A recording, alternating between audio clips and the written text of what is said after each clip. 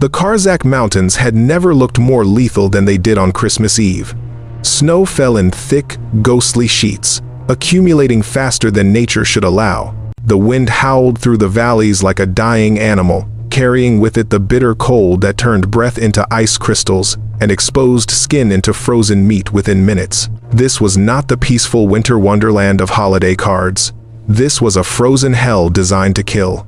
Lieutenant Commander Jackson Carter pressed his back against the jagged rock face, trying to make himself as small as possible. Around him, 380 other SEALs were doing the same, compressed into a natural amphitheater of stone that had become their tomb. The geological formation created what military tacticians called a death pocket, a kill zone where every angle of approach was covered by enemy fire, where escape routes funneled into narrow corridors perfectly suited for ambush, where the terrain itself became a weapon against them. The mission had been straightforward on paper. Extract 3 American journalists held captive by the extremist group known as Black Crescent. Intelligence suggested a small compound, minimal security, a quick in-and-out operation that would make headlines back home just in time for Christmas morning. Instead, they had walked into the most sophisticated trap Carter had seen in 17 years of special operations. Black Crescent had been waiting. Not just waiting, they had orchestrated the entire scenario. The journalists were bait. The compound was empty, except for tripwires connected to enough C4 to level a city block. And the moment Carter's team triggered the first wire, the mountains had erupted with coordinated fire from positions that must have taken weeks to prepare. Heavy machine guns, mortars, RPGs, sniper nests positioned at elevations that made return fire nearly impossible. And everywhere, scattered through the snow like a farmer's crop, pressure-sensitive mines that detonated with enough force to throw a 200-pound man 30 feet through the air. The first wave of fire had killed 37 men in less than 2 minutes. Carter still heard their screams in the ringing silence that followed each mortar blast. Corpman Miller was working on the wounded, his hands shaking not from cold, but from the knowledge that his supplies were running out faster than the blood pouring from shattered limbs. "Sir, we've lost radio contact with command," Petty Officer Davis reported, his face pale beneath the camouflage paint. "Storm's creating too much interference. I can't get through." Carter looked at the handheld GPS unit. The screen showed their position as a red dot surrounded by a sea of hostile markers closing in from all sides. Every route marked in the tactical database was either blocked or under direct fire. The nearest friendly position was 40 kilometers away across terrain that would take 2 days to traverse under ideal conditions. These were not ideal conditions. "Keep trying," Carter ordered, though he knew it was futile. He pulled out his encrypted satellite phone, the emergency backup that was supposed to work anywhere on Earth. After 3 attempts, he got a crackle of static that might have been a human voice. "Falcon Actual, this is Viper 6. We are pinned down. Heavy casualties. Requesting immediate air support and evacuation. Over." The response came through broken and distorted, but clear enough to understand. "Viper 6. Negative on-air support. Storm system. Too dangerous. Hold position. Reinforcements. 12 hours. Maybe more. 12 hours. Carter looked around at his men. Half of them were already wounded. They had ammunition for maybe 2 hours of sustained combat. The temperature was dropping to -20 Fahrenheit. Black Crescent was advancing from 3 sides, methodically tightening the noose. "Sir?" Davis was looking at him with eyes that had seen too much death in too short a time. "What do we do?" Carter wanted to give him an answer that inspired confidence, that demonstrated the legendary SEAL determination to overcome impossible odds. Instead, he looked at his watch 2,247 hours on December 24th and told the truth. "We hold until we can't hold anymore. And then we die fighting." Somewhere in the darkness beyond the falling snow, an enemy commander was giving orders that would ensure those words became prophecy. The kill zone was working exactly as designed. By dawn, 381 American warriors would be nothing more than frozen corpses buried under Christmas snow. But 4 kilometers away, through a scope that could see what others could not, someone was watching. And that someone was about to break every rule ever written. The observation post looked like a natural formation of ice and rock, which was exactly the point. Built into the side of a cliff face at 3,400 meters elevation, It provided an unobstructed view of the valley below while remaining virtually invisible to anyone who didn't know precisely where to look. The interior was barely large enough for one person to lie prone with equipment, a space so cramped that claustrophobia was listed as a disqualifying condition for the assignment. Astra Hale had been alone in this frozen coffin for 63 days. She lay motionless behind her spotting scope, her breathing so controlled that the condensation from her exhalations barely fogged the lens. At 34 years old, she had the kind of face that would have been beautiful if not for the hardness in her eyes, the look of someone who had seen too much through a rifle scope and could never unsee it. Her blonde hair was pulled back in a tight braid that hadn't been properly washed in 2 months. Her body was lean to the point of gauntness, the result of living on MREs and the cold that burned calories just to stay alive. Once, she had been called the Winter Ghost, a sniper so effective that enemy combatants in 3 different theaters of operation believed she was a supernatural entity rather than a flesh and blood woman. Her record spoke for itself. 147 confirmed kills at ranges that defied physics. Targets eliminated in conditions that other snipers said made accurate shooting impossible. Missions completed that existed only in classified files that would remain sealed for 50 years. Then came Kandahar Province, August 7th, 3 years ago. The day that ended her operational career and began her exile. The mission brief had been clear. Eliminate a high-value target meeting with his lieutenants in a compound on the outskirts of the city. Astra had the shot lined up perfectly 800 meters. Slight crosswind, the target framed in the window like a photograph. Her finger was taking up the slack in the trigger when she saw them. Children. 7 of them, playing in a courtyard that wasn't supposed to have anyone in it, according to the intelligence report. The target's meeting was scheduled to last 15 minutes. If Astra took the shot, there was a 90% chance the children would be caught in the secondary chaos when the guards opened fire blindly in response. She had radioed in, "Civilian children in the kill zone. Request abort." The response came from a colonel she had never met. "Negative. Take the shot. Those children are acceptable collateral damage given the value of the target." Astra had looked through her scope at a girl who couldn't have been more than 8 years old, laughing as she kicked a ball made from bundled rags. She thought about her own childhood, about innocence and Christmas mornings, and all the things that girl would never experience if Astra followed orders. She adjusted her aim. Instead of the target, she put a round through the compound's power transformer. The explosion was spectacular sparks and smoke, and enough confusion to send everyone, including the children, running for cover. The target escaped. The children lived. The colonel ordered her court-martialed for insubordination. Her commanding officer, a general who had known her since she enlisted at 18, intervened. The compromise was this: Astra would be removed from active combat operations indefinitely. No more missions, no more kills. She would serve out her contract doing observation and intelligence gathering, watching wars through a scope but never participating in them. "You're too valuable to discharge, but too unreliable to trust with a trigger," the general had told her. "Consider this a chance to remember why you follow orders." So here she was, perched on a frozen mountainside on Christmas Eve, watching through her scope as 381 men fought for their lives against impossible odds. Her radio crackled with encrypted chatter from the Tactical Operations Center 800 kilometers away. "Observer 7, this is TOC. Confirm you have visual on the situation in grid Delta 49. Astra keyed her mic. "Confirmed. SEAL element completely surrounded. Heavy casualties. They're being systematically eliminated." "Copy that. Continue observation and report. Do not, repeat, do not engage. You are not authorized for combat operations. Acknowledge." Through her scope, Astra watched a SEAL he couldn't have been more than 22 take a round through the chest. He went down clutching at the hole in his body armor that was pumping blood into the snow. His buddy tried to drag him to cover and took one through the leg for his effort. "Observer 7, acknowledge order."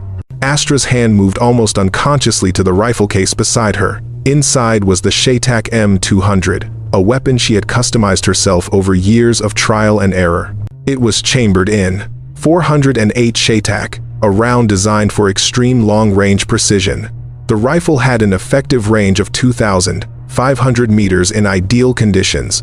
Astra had successfully engaged targets at 3,200 meters. The seal element was 4,100 meters away. Observer 7. Final warning. Acknowledge. Astra switched off her radio. She unzipped the rifle case and felt the familiar weight of the weapon in her hands. The scope was a Schmidt & Bender Fiven -25x56 with custom elevation turrets she had machined herself. The stock fit against her shoulder like it was part of her body. The trigger had been refined to a crisp 2-pound pull with zero creep. Through the scope, she saw the Black Crescent commander orchestrating the assault, a tall man with a distinctive red scarf, who was using hand signals to direct fire teams into position for a final overwhelming assault. He was 4,137 meters away, according to her laser rangefinder. The wind was gusting between 12 and 18 miles per hour from the northwest. The temperature was -18 Fahrenheit. Barometric pressure was dropping as the storm intensified. Astra ran the calculations in her head, adjusting for spin drift, Coriolis effect, air density at altitude. She dialed in 43 MOA of elevation and 3 MOA of windage. The target was moving, which meant she would have to lead him, anticipate where he would be in the 2.7 seconds it would take the bullet to reach him. She thought about the rules she was about to break, the career she was about to end, the court-martial that would certainly follow. Then she thought about 381 men who would be dead by dawn if someone didn't help them. Her finger found the trigger. She exhaled slowly, letting her heart rate drop to 48 beats per minute. The world narrowed to the crosshairs and the target, and the perfect stillness between heartbeats. "Merry Christmas," she whispered, and pulled the trigger.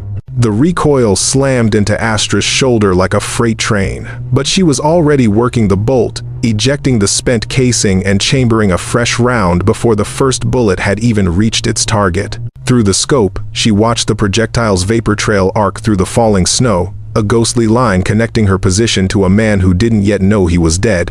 2.7 seconds of flight time. In that moment, suspended between cause and effect, Astra's mind cataloged everything she was about to lose. Rule 1. Never engage without authorization from command. She had just switched off her radio rather than acknowledge a direct order to stand down. In military law, that was the same as telling a superior officer to go to hell. Court-martial offense number 1. Rule 2. Never compromise your position by revealing your presence. The moment she fired that shot, every hostile force within 10 kilometers would start triangulating her location based on the sound and the muzzle flash. The observation post that had kept her hidden for 63 days would become a target within minutes. Court-martial offense number 2. Rule 3. Never engage beyond your effective range in combat conditions. Every sniper knew the difference between a range-day miracle shot and combat effectiveness. Astra was about to attempt something that violated every principle of responsible fire discipline. If she missed, and the odds said she would have compromised everything for nothing. Court-martial offense number 3. Rule 4. Never operate outside your assigned theater without coordination. She was supposed to be observing a completely different sector. The SEAL element wasn't even supposed to be in this valley. By engaging, she was inserting herself into an operation she knew nothing about, potentially interfering with larger strategic plans. Court-martial offense number 4. 4 rules, 4 violations, 4 ways to end a career that had already been hanging by a thread. But there was a 5th rule, one that wasn't written in any manual or regulations, one that she had learned from her father when she was 7 years old and he was teaching her to shoot tin cans off fence posts in Montana. You see someone who needs help and you got the ability to help them, you help them. Doesn't matter what it costs you, because the day you stop helping is the day you stop being human. Her father had been a sheriff in a town so small it didn't have a traffic light. He died stopping a robbery at the local grocery store when Astra was 16. He walked into a situation knowing he was outgunned because there were people inside who needed help. They gave him a hero's funeral, an Astra folded flag, and a philosophy that had guided every major decision of her life. Through the scope, she saw the bullet impact. The Black Crescent commander's head snapped back in a spray of red mist that was immediately caught and dispersed by the wind. His body dropped like a puppet with cut strings, the red scarf settling over him like a shroud. For 3 seconds, nobody moved. The enemy fighters couldn't process what had just happened. One moment, their leader was directing them forward. The next, he was a corpse in the snow with a hole in his skull that hadn't been there a heartbeat ago. Then came the chaos Astra had been counting on. Sniper. The scream cut through the storm in Arabic, followed by a dozen more voices taking up the cry. Sniper. Sniper. Black Crescent fighters dove for cover, their coordinated assault dissolving into panicked self-preservation. Officers shouted contradictory orders. Men fired blindly into the darkness, unsure where the threat had come from. The carefully planned execution of 381 trapped Americans ground to a halt as the executioners became the hunted. In the kill zone, Lieutenant Commander Carter's head snapped up at the sound of enemy confusion. Through the snow and smoke, he saw the commander's body and understood immediately what had happened. Someone had just taken a shot that should have been impossible. "Who's shooting for us?" Davis asked, his voice carrying equal parts hope and disbelief. Carter pulled out his tactical binoculars and started scanning the surrounding mountains. "I don't know, but whoever it is just saved our lives. For the next 5 minutes, at least." He was wrong. Astra didn't plan to give them 5 minutes. She planned to give them enough time to escape this hell entirely. And to do that, she was going to have to break rules she hadn't even mentioned yet. Through her scope, she identified her next target, a heavy machine gun position dug into the hillside at 3,847 meters. The gunner was trying to reacquire the SEAL position, his barrel sweeping back and forth as he searched for movement. Astra led him by 2 feet, accounting for his motion and the wind that was now gusting to 23 miles per hour. Squeeze. The rifle bucked, another vapor trail through the snow.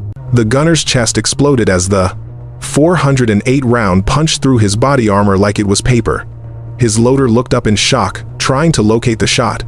Astra was already chambering another round. She didn't give him time to move. 2 shots, 2 bodies, 1 machine gun permanently silenced. Range, 3,847 meters. Wind, variable 1523 miles per hour.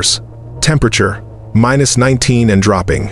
Visibility, less than 400 meters through the snow. These were conditions where other snipers wouldn't even uncrate their rifles. Astra was just getting started. Target 3, RPG team repositioning to flank the SEALs. Range, 4,203 meters. She took the shooter first, then the loader as he tried to grab the launcher. 2 shots, 2 kills. The RPG fell into the snow, unfired. Target 4, a spotter team radioing coordinates for mortar fire. Range, 3,691 meters. The radio operator died with the handset still pressed to his ear. Target 5 through 7, a fire team trying to advance on the SEAL position under cover of smoke. She took them as they emerged from cover. Chest, head, chest. Perfect shot placement on moving targets at nearly 4,000 meters in a snowstorm. Each shot meant recalculating everything. The wind was constantly shifting. The barometric pressure was dropping as the storm intensified. The temperature made the air denser, which affected bullet trajectory. And every time she fired, she revealed her position a little more to enemy forces that were starting to organize a response. But Astra had learned something in Afghanistan that no manual could teach. Sometimes the right thing to do was also the most dangerous thing to do. And if you were going to do it, you didn't do it halfway. She reloaded with smooth, practiced movements, her fingers working by muscle memory despite the cold that was making them numb. 47 targets identified, 47 threats to the men trapped below, 47 reasons to keep pulling the trigger. The rules said she should stop. The rules said she had already done too much. The rules said that one woman with 1 rifle couldn't change the outcome of a battle involving hundreds of combatants. Astra had never been very good at following rules. In the kill zone, the transformation was nothing short of miraculous. 3 minutes ago, Carter had been preparing to order his men to fix bayonets for a final suicidal charge. Now, Black Crescent fighters were dying with mechanical precision, their assault crumbling as key positions went silent one after another. "Sir, machine gun nest at 2 o'clock just went dark," Davis reported, his voice tight with confusion and hope. "And the RPG team at 4 o'clock. And the mortar spotters? Someone is systematically dismantling their entire force structure." Carter watched through his binoculars as another enemy fighter dropped mid-stride, killed by a bullet that seemed to materialize from the storm itself. "Get me a count. How many have we lost in the last 5 minutes?" "0 casualties, sir. Wounded are stable. Enemy has lost approximately. Davis paused, recounting. 47 confirmed Kia. All key weapon systems neutralized. 47 kills in 11 minutes. Carter had trained with some of the best snipers in the world. What he was witnessing was beyond exceptional. It was supernatural. Nobody shot like this. Nobody. But then his mind caught on something that should have been obvious from the start. The shots were all coming from the same direction, northeast, from a ridgeline approximately 4 kilometers away. That meant a single shooter. One person doing what an entire company of Marines would struggle to accomplish. He grabbed the radio. All call signs. This is Viper 6. We have an unknown friendly providing overwatch. Extremely effective long-range fire. Anyone have contact with this shooter? Static and negative responses from all his team leaders. Whoever was saving their lives wasn't coordinating with anyone. Sir, I've got something, Miller said, looking up from the tactical computer. There's supposed to be an observation post in that sector, some kind of intel gathering operation. But the orders say it's strictly non-combat. Whoever's there shouldn't even have a rifle. Carter looked back at the carnage being carved into Black Crescent's forces and laughed a harsh, half-crazy sound that came from the edge of death and the sudden possibility of survival. Well, whoever's up there apparently didn't get that memo.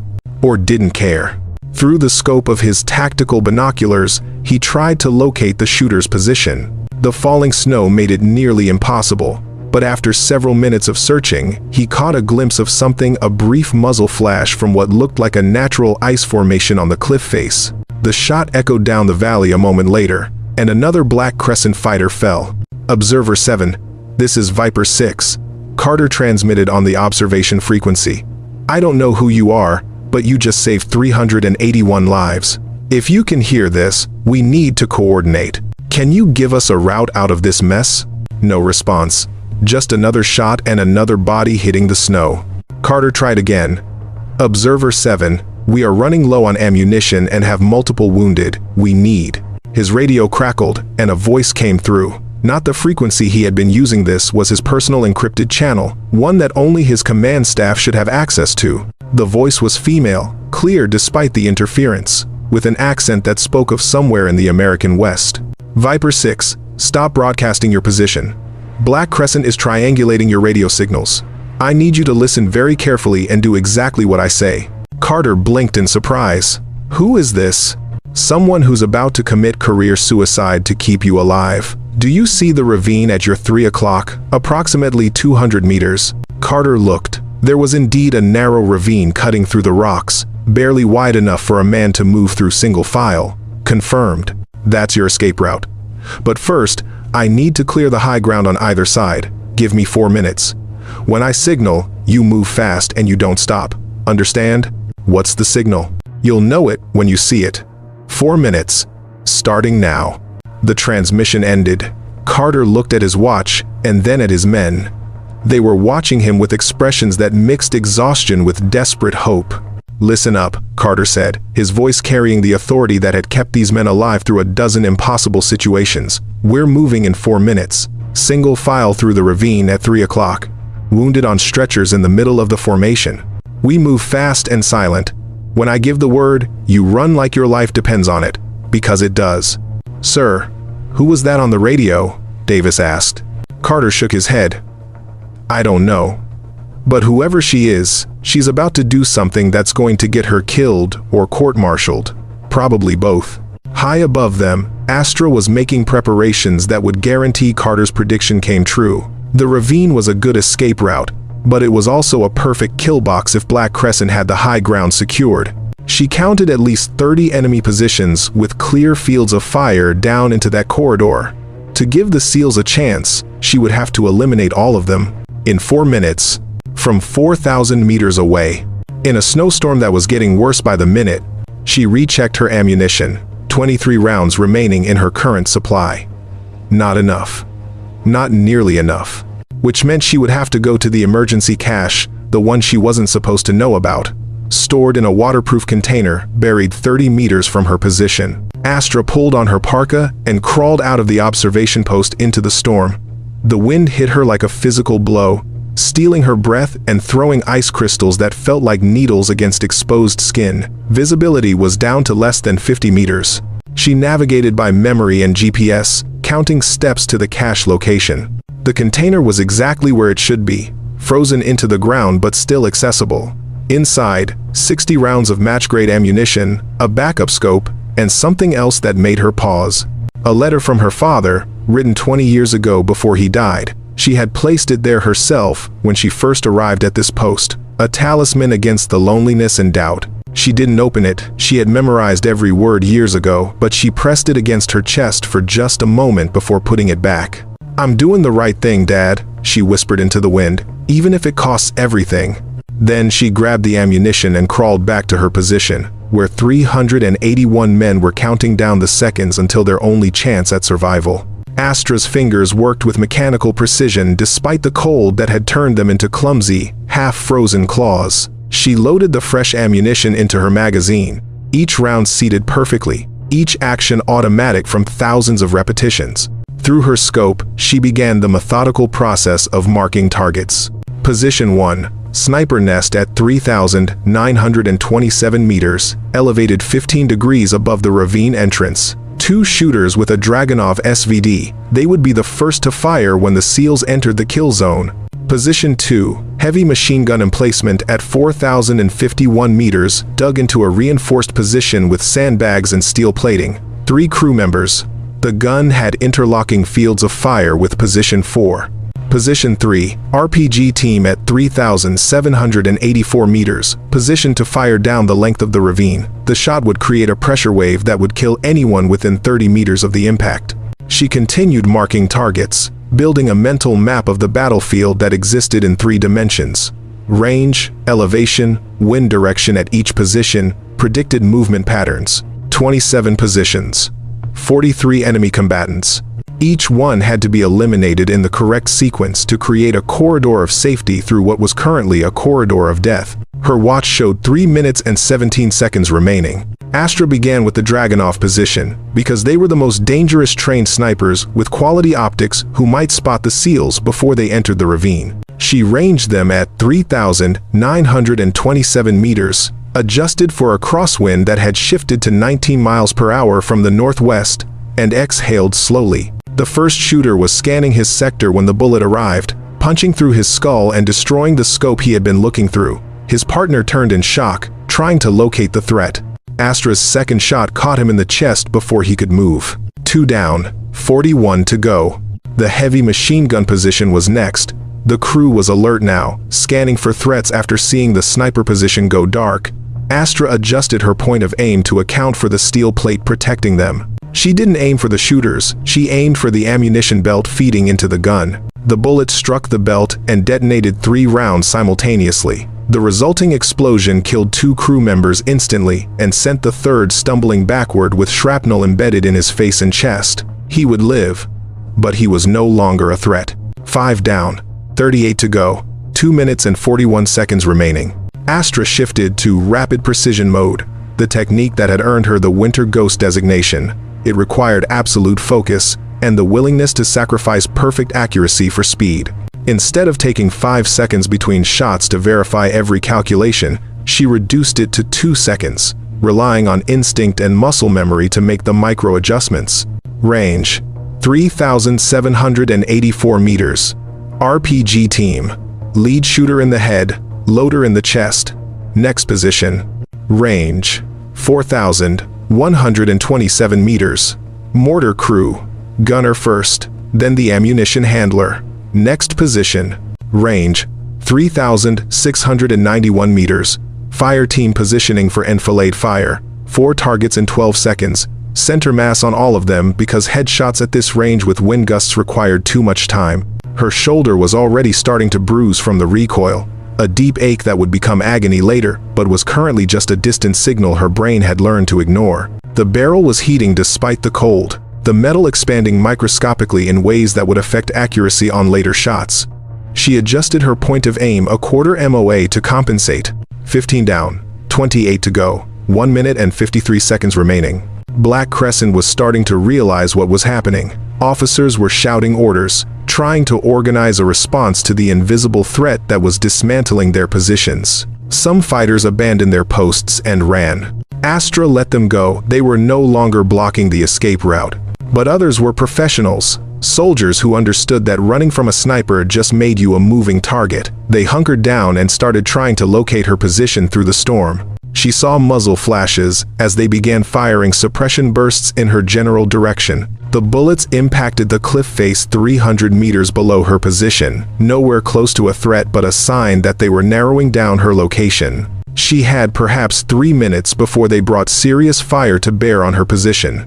After that, staying here would be suicide. But she didn't need 3 minutes. She needed 94 more seconds.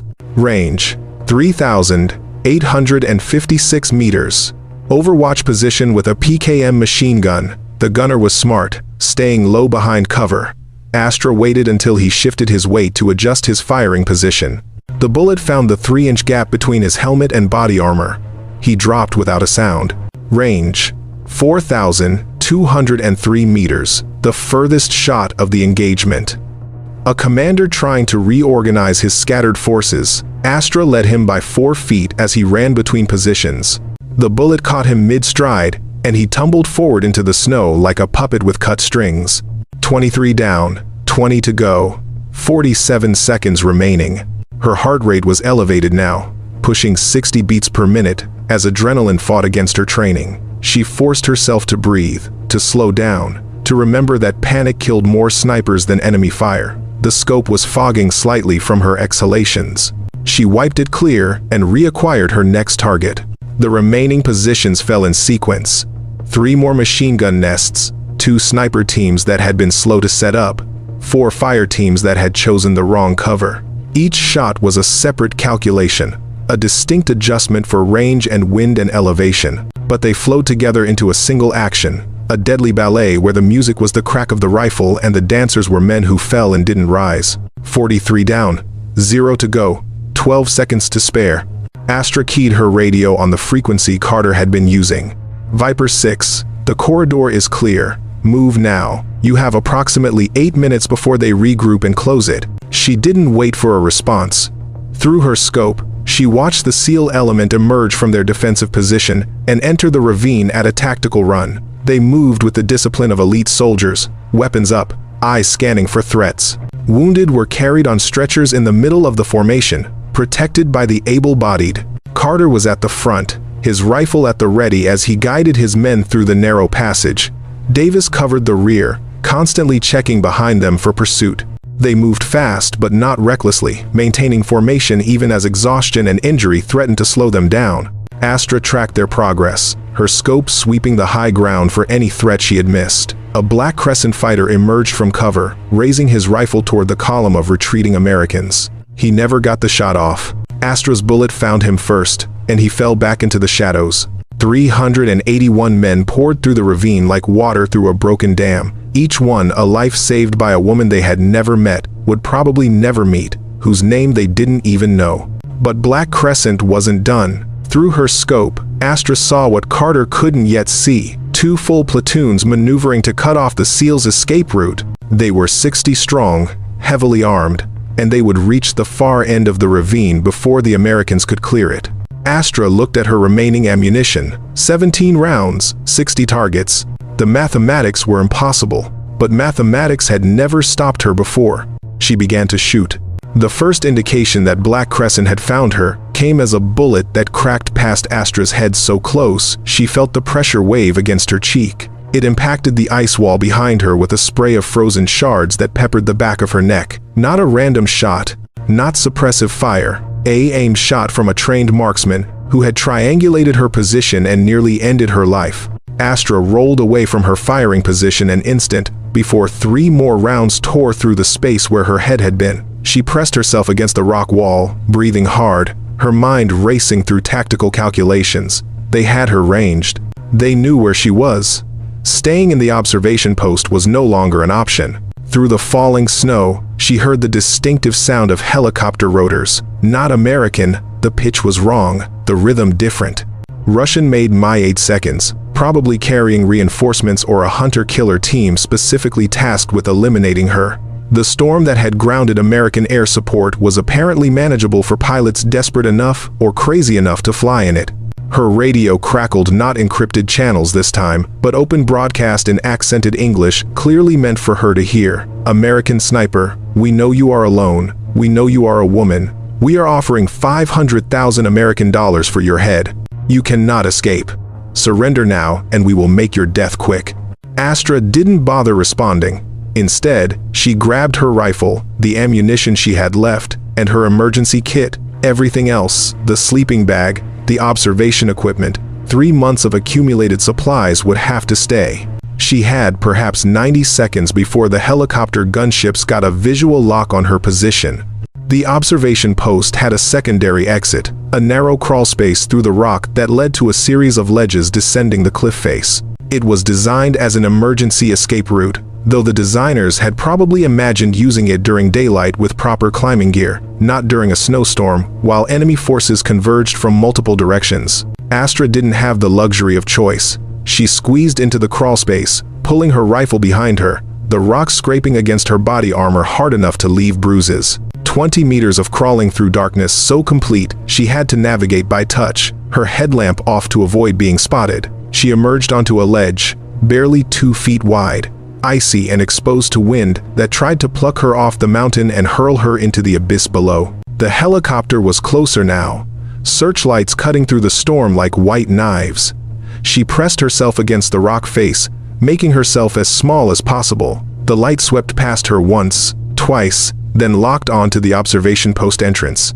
She heard the thump of automatic weapons fire, saw tracer rounds tear into the position she had occupied minutes ago. They were thorough. Heavy machine gun fire turned the observation post into a shredded ruin, then an RPG for good measure, the explosion sending a fireball of burning debris into the night sky. If she had still been inside, she would have been vaporized.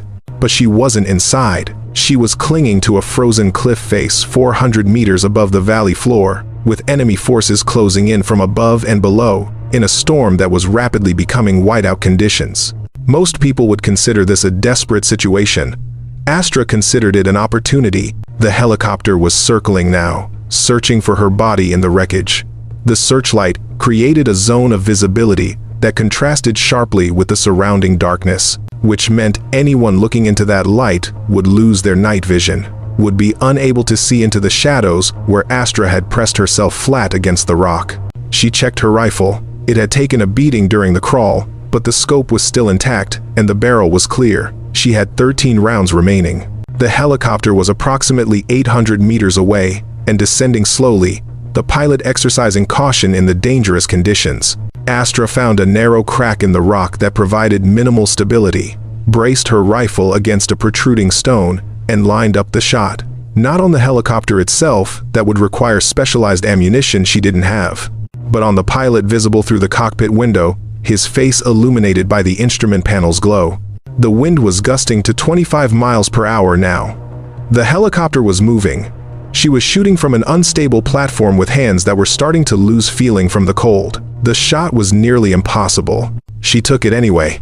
The pilot's head snapped back, and the helicopter lurched violently to the left as his dead hands pulled the controls.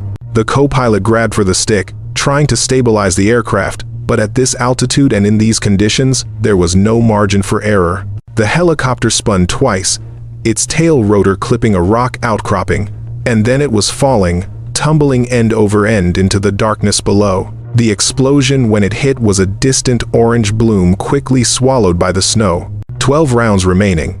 Astra continued her descent, moving from ledge to ledge with the careful precision of a rock climber who knew that one mistake would mean a 400-meter fall to certain death. She could hear voices above her now. Black Crescent fighters had reached the observation post and were spreading out to search for her body.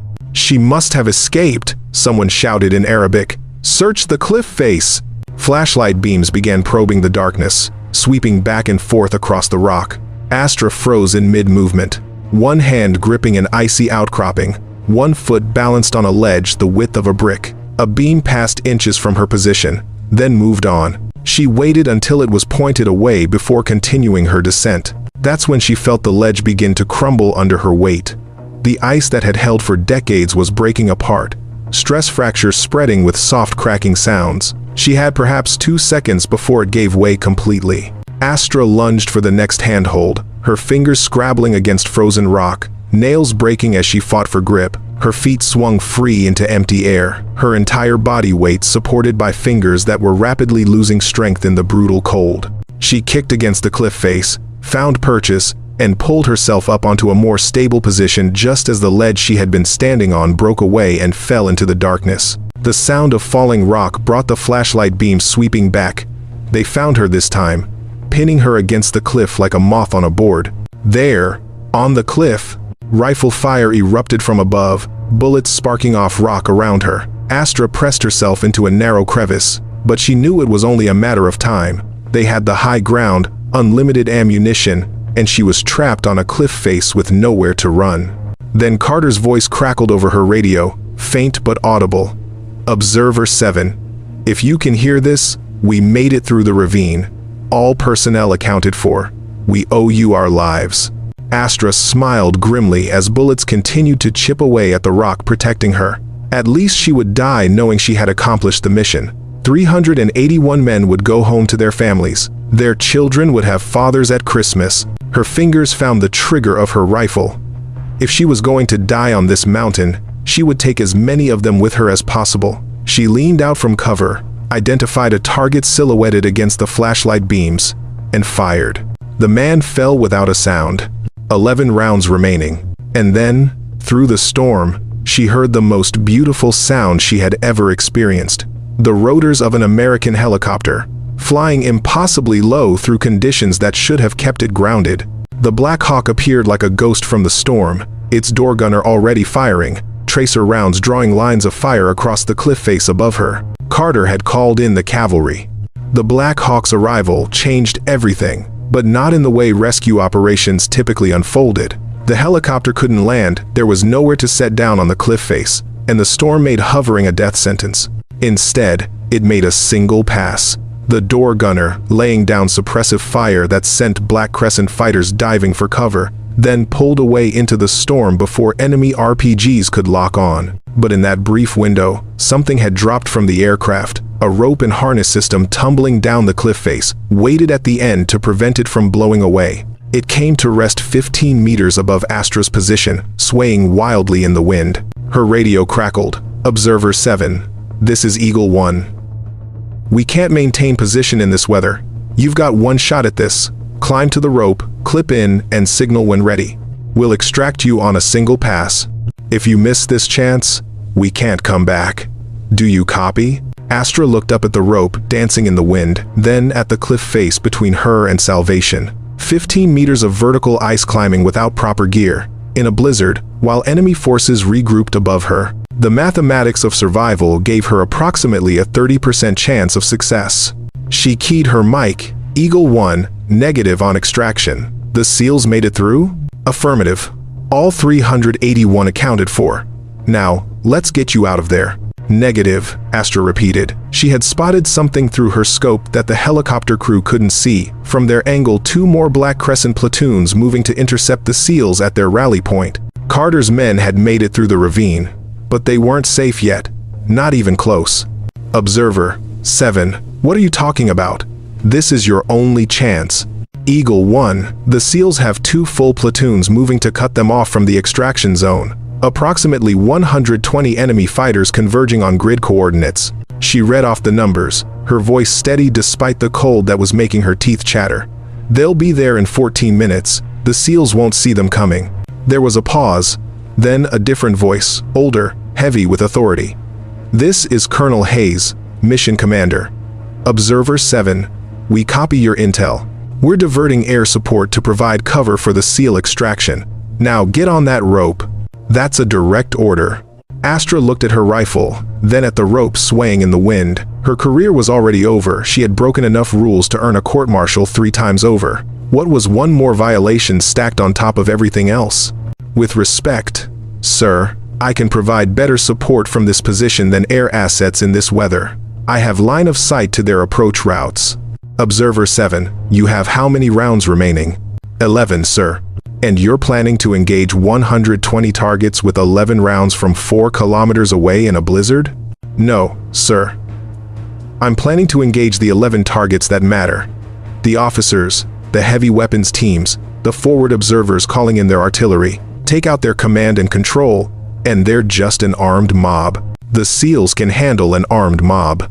The silence on the radio stretched so long, she thought she had lost connection. Then Hayes came back. What you're describing is suicide. You'll be completely exposed on that cliff face. They'll flank your position within minutes. Yes, sir. That's why I need Eagle 1 to extract the SEALs and get clear before I start shooting. Once I engage, Black Crescent will know exactly where I am. All their attention will be on me instead of your men. Another pause. When Hayes spoke again, his voice was different, softer, carrying something that might have been respect or might have been pity. You understand what you're proposing? You're asking me to leave you behind so you can die buying time for men you've never met. Astra thought about the rule her father had taught her, about helping people even when it cost everything. She thought about the little girl in Kandahar who was alive because Astra had refused to follow orders. She thought about 381 SEALs who would die if someone didn't stop the reinforcements converging on them. I'm not asking, sir. I'm informing you of my decision. Now, with respect, get your helicopter clear so I can do my job. God damn it, soldier. Astra switched off her radio. She had broken rule number 4 the moment she engaged without authorization. What she was about to do went beyond breaking rules. It was choosing certain death over the mere possibility of rescue. But mathematics had never been her strong suit anyway. She dealt in absolutes, threats and solutions, problems and bullets. She found a position that provided maximum stability, a narrow ledge with a rock outcropping she could brace against. The wind was brutal here, gusting to 30 miles per hour, but she had line of sight to the valley floor where Black Crescent was maneuvering. Through her scope, she could see the enemy formation moving with military precision. These weren't the scattered fighters she had engaged earlier. This was a coordinated force under competent leadership, advancing in tactical bounds with covering fire and proper spacing. They had learned from the earlier massacre. They were taking her seriously now, which meant they would be harder to kill, but not impossible, never impossible. Astra identified her first target, the commander, recognizable by his position at the center of the formation and the radio operator shadowing him. Range, 3,847 meters. Wind from the northwest at 27 miles per hour with gusts to 35. Temperature, -21 Fahrenheit and dropping. Her hands were so cold she could barely feel the trigger. She forced herself to slow her breathing, to find the stillness between heartbeats. The world narrowed to the crosshairs and the target and the impossible shot she was about to take. Her father's voice echoed in her memory. You see someone who needs help. Astra exhaled slowly and squeezed the trigger. The bullet crossed 3,847 meters of frozen air in 2.4 seconds, fighting wind and gravity, and the laws of physics that said what Astra was attempting should not be possible. It struck the Black Crescent commander in the throat, severing his carotid artery and dropping him into the snow in a spray of arterial blood that looked black in the darkness. The radio operator beside him stared in shock at his dying commander, trying to understand where the shot had come from. Astra didn't give him time to figure it out. Her second shot caught him in the chest, and he went down still clutching the radio that would never transmit another order. 10 rounds remaining, 118 targets. The mathematics were impossible, but Astra had stopped caring about mathematics. Below, in the valley, Carter watched the enemy formation suddenly hesitate as their commander fell. Through his night vision, he saw the distinctive vapor trail of a long-range shot cutting through the storm, the same signature he had been seeing for the past hour. She's still up there, Davis said, his voice mixing awe with horror. She should have taken the extraction. Carter grabbed his radio.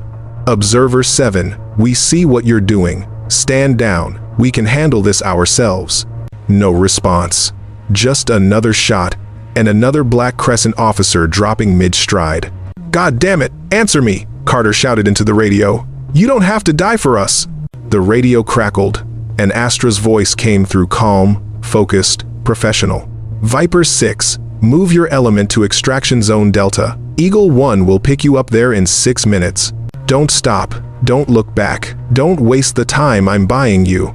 And Carter, tell your men to get home to their families. Someone should have a good Christmas. The transmission ended. Carter looked at his men, exhausted, wounded, alive because of a woman whose face he had never seen, whose name he didn't even know. He wanted to order his men to assault the Black Crescent position, to fight their way to her and extract her by force. But he was a commander, and commanders made decisions based on tactics and probability, not emotion. Double time to the extraction zone, he ordered. Move out. As the SEALs began their final push toward safety, Astra continued her methodical destruction of the enemy force. She targeted the heavy weapons teams next, the machine gunners and RPG operators who posed the greatest threat to the helicopter that would extract Carter's men. Each shot required full concentration as the storm intensified and her fingers grew increasingly numb. Range, 4,103 meters. Machine gunner setting up a PKM on a tripod. She led him by 3 feet as he adjusted his weapon's position. The bullet found him just as he chambered the first round. His body slumped over the gun, dead before he heard the shot. 9 rounds remaining. Range, 3,691 meters. RPG team taking cover behind a destroyed vehicle. She couldn't see the shooter, but she could see the distinctive shape of the launcher's barrel protruding from cover. She aimed for the warhead, a shot that was either brilliant or suicidal, depending on whether her calculations about the detonation radius were correct. The bullet struck the warhead at an angle that caused it to explode, consuming the team in a fireball that lit up the valley floor. 8 rounds remaining. The Black Crescent forces were starting to understand what was happening. Officers screamed orders, trying to reorganize their scattered units. Some fighters retreated to cover. Others began firing wildly in Astra's direction, their shots falling hundreds of meters short but revealing their positions. Astra shot 3 more officers in rapid succession, each one carefully selected to maximize confusion in the enemy ranks. Without leadership, the coordinated assault was degenerating into chaos. 5 rounds remaining, and Black Crescent had finally figured out where she was. The first mortar round impacted the cliff face 60 meters below her position, the explosion sending up a geyser of rock and ice. Astra didn't flinch. She was already tracking her next target, a forward observer radioing coordinates for the mortar team. The man died before he could complete his transmission, but it was too late. They had her ranged. The second mortar round was closer, 30 meters below and 10 meters to her left. Astra felt the cliff shake from the impact, felt the rock she was braced against shift slightly. The next round would likely be a direct hit. 4 rounds remaining. The Black Hawk was inbound for the SEAL extraction. She could hear its rotors cutting through the storm. Just a few more seconds. A few more shots. Range, 4,237 meters. A mortar team setting up for the shot that would kill her. 3 crew members working with practiced efficiency. Astra took the gunner first, then the ammunition handler. The third man dove for cover, but she had already anticipated his movement. The bullet found him mid-dive. 1 round remaining. The final mortar round was perfect, a direct hit on the ledge where Astra had been positioned, but she had already moved, scrambling 10 meters along the cliff face to a narrow crack that provided minimal cover. The explosion showered her with debris and nearly deafened her, but she was alive. Through her scope, she saw the Black Hawk descending into the valley, saw Carter's men rushing toward it, saw them loading the wounded aboard. They were going to make it. All 381 of them would go home. Her mission was complete. Astra looked at her rifle, at the single remaining round in the chamber. Then she looked at the Black Crescent forces below, scattered, leaderless, but still numbering over 90 fighters who were now converging on her position with murder in their hearts. She had 1 bullet and 90 targets. For the first time in her career, the mathematics defeated even her stubbornness. "Dad," she whispered into the storm, "I hope I made you proud." Then she saw something that changed everything. A Black Crescent technical truck racing across the valley floor, its mounted machine gun tracking the departing helicopter. The gunner was good. She could see him leading the target, accounting for the helicopter's speed and altitude. If he fired, the Black Hawk would be torn apart, and everyone aboard would die. Astra had 1 round. The truck was 4,087 meters away, moving at approximately 30 miles per hour across uneven terrain. The shot was impossible. She would have to lead the target by nearly 20 feet, account for the vehicle's suspension, making the gunner's position constantly shift, and thread the bullet through the narrow window of opportunity between the truck's armor plating. Her hands were so cold she could barely feel the rifle anymore. Her shoulder was a mass of bruises from recoil. She had been on this cliff for hours in sub-zero temperatures, and her body was starting to shut down from hypothermia. Astra lined up the shot anyway. Because that's what her father would have done. Because 381 men deserved to go home. Because the right thing to do was also the most dangerous thing to do. She exhaled for the last time, found the stillness between heartbeats, and squeezed the trigger. The bullet traveled 4,087 meters through conditions that should have made accurate shooting impossible. It fought crosswinds that tried to push it off course. It defied gravity that pulled it earthward. It threaded through falling snow that could have deflected it at any moment. And in the final microsecond of its flight, it found the narrow gap between the technical truck's armor plating and struck the gunner in the base of his skull. The machine gun fell silent. The truck swerved wildly as the driver reacted to his gunner's death, then crashed into a snow-covered boulder and stopped moving. The Black Hawk continued its ascent, unharmed, carrying 381 men towards safety. Astra's rifle was empty. Her mission was complete, and she was alone on a frozen cliff face, with 90 enemy fighters closing in from all directions. She dropped the rifle. It had served her well, but it was useless now, and pulled her sidearm, a Sig Sauer P226 with two 15-round magazines, 30 rounds against 90 targets. Still impossible mathematics, but at least now she could die fighting. The first Black Crescent fighters reached her position with professional caution, using covering fire and tactical movement. They expected to find a hardened commando, some battle-scarred veteran of a dozen wars. Instead, they found a blonde woman in her mid-30s, hypothermic and exhausted, with hands so cold damaged she could barely hold her weapon. "That's her?" one of them said in Arabic, his voice carrying disbelief. "That's the Winter Ghost? A woman?" "The American sniper is female," another confirmed, raising his radio. "Commander, we have her cornered. What are your orders?" The radio crackled back. "Take her alive if possible. She has killed too many of our brothers. She deserves a death that lasts days, not seconds." Astra understood enough Arabic to get the gist. She raised her pistol with trembling hands, aiming at the closest fighter. "I don't suppose you gentlemen would consider just shooting me quickly and calling it even?" They answered by rushing her position, 6 men moving with coordinated precision.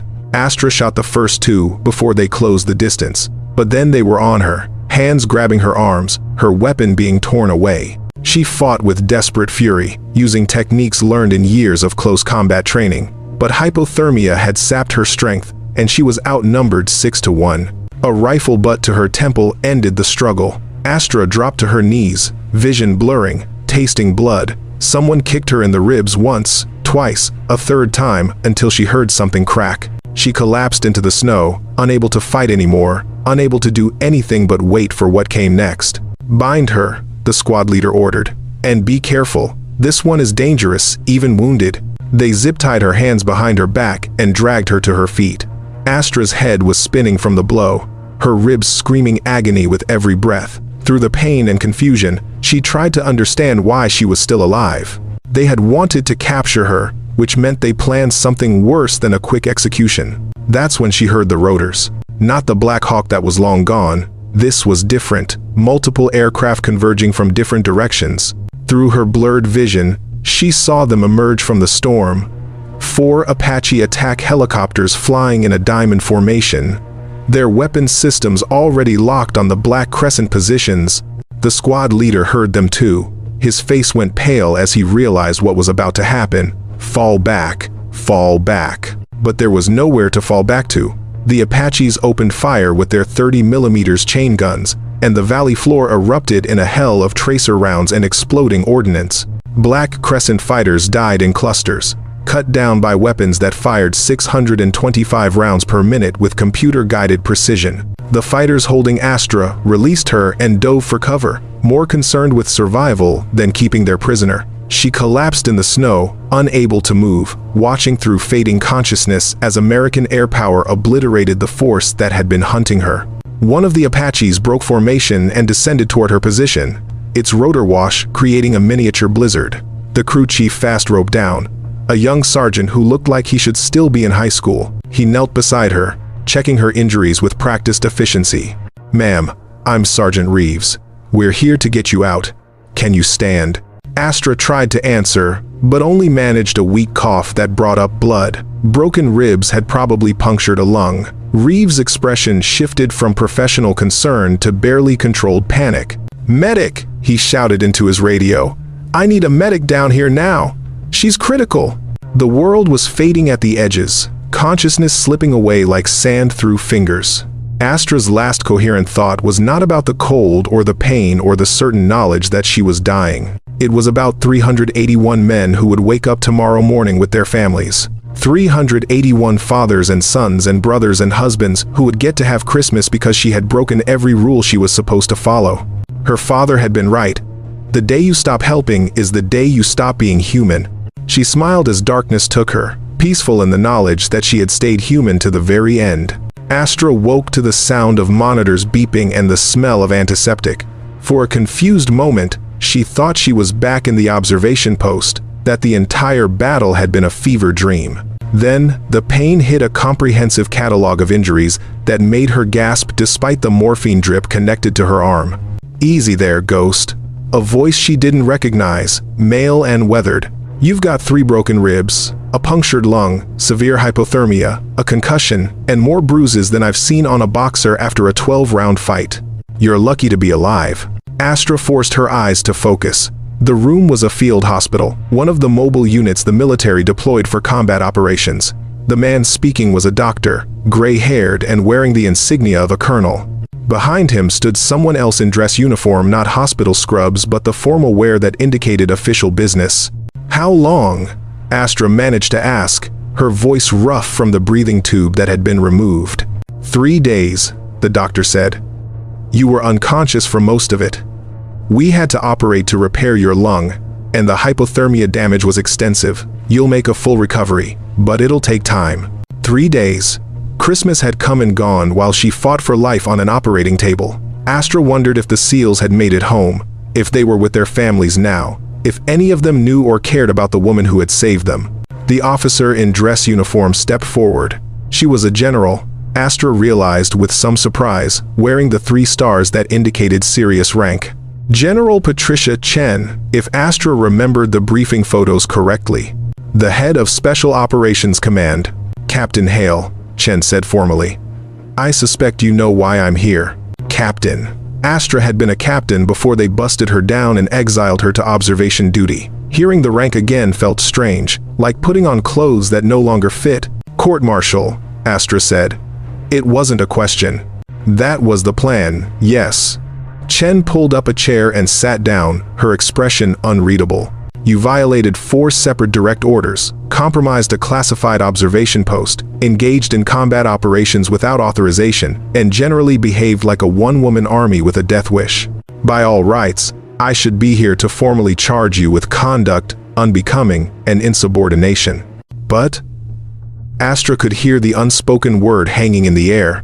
Chen smiled, a real smile that transformed her professional mask into something almost warm. "But Lieutenant Commander Jackson Carter and 380 other SEALs have other ideas." They submitted a formal petition to the Department of Defense. All 381 signatures. "Do you know what that petition says?" Astra shook her head, which made her concussion throb with renewed vigor. "It says that you exhibited the highest traditions of military service, that you risked your life without hesitation to save others, that you demonstrated tactical brilliance and marksmanship that borders on the supernatural, and that if the military even thinks about court-martialing you, all 381 of them will show up to testify on your behalf and raise such a public relations nightmare that Congress will get involved." "They... what?" "Furthermore," Chen continued, pulling out an official-looking document, "the Secretary of Defense has decided that your actions warrant the Silver Star for gallantry in action, and I have been authorized to inform you that your rank of captain is hereby restored, along with full reinstatement to active combat operations, if you want it." The room was silent, except for the beeping monitors. Astra stared at the general, trying to process words that didn't make sense. She had been prepared for disgrace, for a court-martial, for the end of her career, not for this. "Why?" she finally asked. Because you did the right thing, Chen said simply. You saw men who needed help, and you helped them, regardless of the cost to yourself. That's what being a soldier is supposed to mean. The rules you broke? They're important, but they're not more important than 381 lives. The observation post was compromised anyway. The intelligence value was minimal compared to the cost of leaving you up there. We should have extracted you months ago. Chen's expression hardened. The officer who ordered you not to engage has been relieved of command pending an investigation into his judgment. What you did was technically insubordination. What he did was morally bankrupt. Astra closed her eyes, feeling tears she couldn't quite suppress. 3 years of exile. 3 years of watching through a scope while being forbidden to act. 3 years of questioning every decision she had made. And now, this vindication from the least expected source. There's something else you should know, Chen said, her voice softening. Carter asked to see you. All of them did, actually. We've had to turn away SEALs showing up at the hospital every day for the past 72 hours. They want to meet the woman who saved their lives. I don't need gratitude, Astra said. I just did what anyone would have done. No, Chen corrected. You did what almost no one would have done, and that's exactly why they want to meet you. Over the next week, as Astra recovered, she received a steady stream of visitors. Carter came first, bringing with him a photo of his 2 daughters and a bottle of Montana whiskey that she wasn't supposed to have in a hospital, but the nurses pretended not to see. He sat by her bed for an hour, not saying much, just being present in the way that combat veterans understood without explanation. Davis brought her a custom rifle scope engraved with the Winter Ghost and the date of the battle. Miller brought her a tactical medical kit for next time you decide to save an entire SEAL team. One by one, they came, young men and old soldiers, officers, and enlisted, all of them alive because of decisions she had made in a snowstorm 4,000 meters away. Some brought gifts, others brought stories. A few just sat quietly, seemingly needing to confirm with their own eyes that she was real, that the legendary sniper who had saved them wasn't just a ghost from Christmas Eve. But the most meaningful visit came on her 8th day of recovery. A knock on the door, and a young woman entered, maybe 25, with dark hair and nervous eyes. Behind her were 2 children, a boy and a girl, both under 10 years old. Captain Hale? The woman asked hesitantly. I'm Sarah Carter, Jackson's wife. These are our daughters, Emma and Sophie. Astra sat up straighter, ignoring the protest from her healing ribs. Mrs. Carter, you didn't need to come all this way. Yes, I did. Sarah's eyes were bright with unshed tears. My husband told me what you did, that you gave up your only chance at rescue to save him and his men, that you faced down an army alone so they could come home. She took a step closer, her daughters flanking her like small sentries. I wanted you to meet the people you saved, not just soldiers, fathers. Emma's dad coaches her soccer team. Sophie's dad reads her stories every night before bed. My husband is the man I fell in love with in college, the man I built a life with, the man I was prepared to bury after they told me his team was trapped with no chance of survival. Sarah reached out and took Astra's hand. You gave me back my family. You gave my daughters back their father. You gave all of us a future that we wouldn't have had without you. So yes, I absolutely needed to come here and say thank you. The little girl, Sophie, stepped forward shyly and held out a drawing she had made. It showed stick figures in the snow, and a single figure standing on a mountain with a rifle. Above it, written in careful child's handwriting, "Thank you for saving my daddy." Astra looked at the drawing, at the family standing before her, at the evidence of the ripples one person could create by choosing to act instead of standing aside. She thought about her father, about helping people regardless of the cost, about staying human in a world that often demanded you become something less. "You're welcome," she managed to say, her voice breaking on the words. "Tell your daddy. Tell him to take you skiing this winter. Montana has the best snow." After they left, Astra lay back in her hospital bed and looked at the drawing Sophie had given her. She thought about Christmas Eve, about the kill zone and the impossible shots and the mathematics that said she should have failed.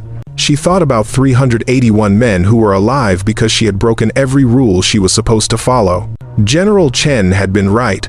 The rules were important, but they weren't more important than this, than fathers coming home to daughters, than families staying whole, than the simple act of helping someone who needed help. 6 months later, Astra stood in front of a new class of sniper students at the Special Operations Training Center. She wore her captain's bars and the Silver Star, and when she spoke, young soldiers listened with the intensity of people learning from a living legend. "There will come a time," she told them, "when you have to choose between the rules and what's right. Most of the time, they're the same thing. The rules exist for good reasons, and you should follow them. But sometimes, rarely, but sometimes they diverge. And in that moment, you have to decide what kind of person you are." She paused, looking at the eager faces before her. "I can't tell you what to choose, but I can tell you this. Whatever you decide, make sure you can live with it. Make sure that 20 years from now, when you look back on that moment, you'll be proud of the person you were." After class, Carter found her on the observation deck, watching the sun set over the mountains that looked nothing like Karzak, but brought back the memories anyway. "Good speech," he said, handing her a cup of coffee. "Felt like I was preaching," Astra replied. "Not sure I earned the right." "You earned it." Carter was quiet for a moment. "We all went home that Christmas because of you. I got to watch my daughters open presents. Davis got to propose to his girlfriend. Miller got to meet his son for the first time. The kid was born while we were deployed. All of it happened because you were willing to break the rules." "I got lucky," Astra said. 99 times out of 100, what I did would have failed." "Maybe," Carter shrugged. "But it only had to work once, and it did." They stood in companionable silence, watching the light fade from the sky. Somewhere out there, 381 men were living their lives, coaching soccer teams and reading bedtime stories, and building futures that would have ended on a frozen mountainside if one woman hadn't decided that helping people was more important than following orders. The snow began to fall, gentle and peaceful, nothing like the killing storm of that Christmas Eve. Astra held out her hand and caught a snowflake, watching it melt against her palm. "You know what I remember most?" she said quietly. "Not the shooting or the fear or the cold. I remember thinking that the snow that night was too red with blood, that it should be white and clean, the way snow is supposed to be at Christmas. It is now," Carter said, "white and clean, because of you." Astra smiled. Her father would have been proud. She had seen someone who needed help, and she had helped them, and she had stayed human in the process. Everything else, the medals, the reinstatement, the legend that was growing around the Winter Ghost, none of it mattered as much as that simple truth. She had done the right thing, even when it cost everything, especially when it cost everything. And she would do it again without hesitation, because that was what it meant to be human. That was what her father had taught her on a fence post in Montana, when the world was simpler and the choices were clear. The snow continued to fall, peaceful and pure, covering everything in a blanket of white that promised new beginnings and second chances and the possibility of redemption for those brave enough to reach for it. "Merry Christmas, Dad," Astra thought. "I hope wherever you are, you're proud of the person I became." The snow fell gently on the mountains, and somewhere in the distance, 381 families gathered for another Christmas, alive and whole because one woman had remembered what it meant to help someone who needed help. The mathematics had been impossible, but she had done it anyway. That was the true miracle of Christmas Eve.